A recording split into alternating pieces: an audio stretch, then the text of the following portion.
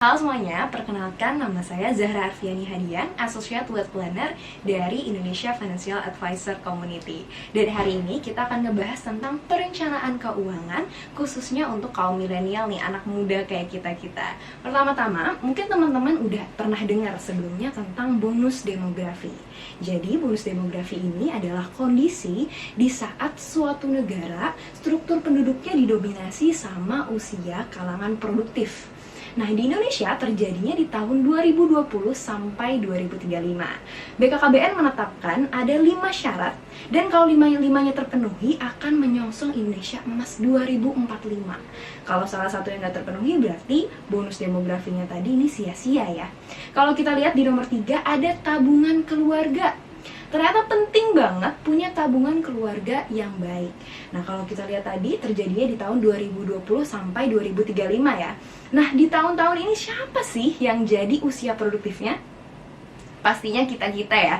Kita-kita nanti yang akan bekerja, kita yang dapat uang, kita juga yang pastinya harus punya tabungan keluarga yang baik. Oleh karena itu penting banget kita mengetahui dari sekarang pentingnya perencanaan keuangan yang baik. Oke, lanjut. Ini dia basicnya.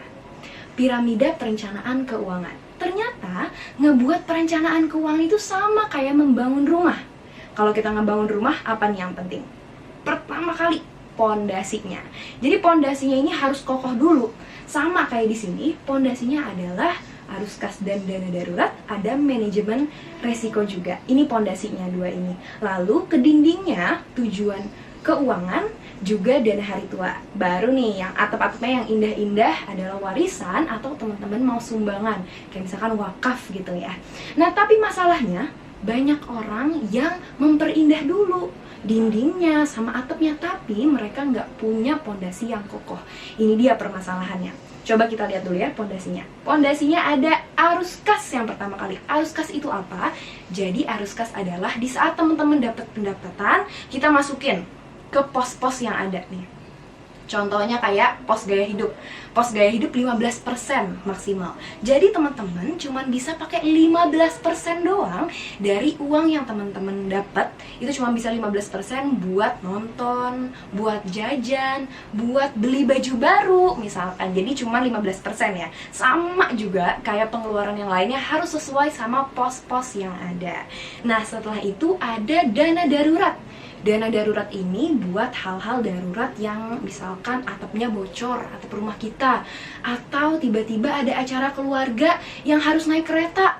Jadi hal-hal darurat kita pakai nih dana darurat. Dana darurat ini harus ada 3-6 kali pengeluaran per bulan. Misalkan kita punya pengeluaran per bulannya 2 juta. Berarti yang harus kita punya dana daruratnya adalah 6-12 juta. Dan ini dana darurat nggak boleh dipakai selain hal-hal darurat ya teman-teman. Nah, selanjutnya ada manajemen resiko. Manajemen resiko ini apa? Jadi dia itu proteksi untuk arus kas tadi kita, sama kita punya investasi.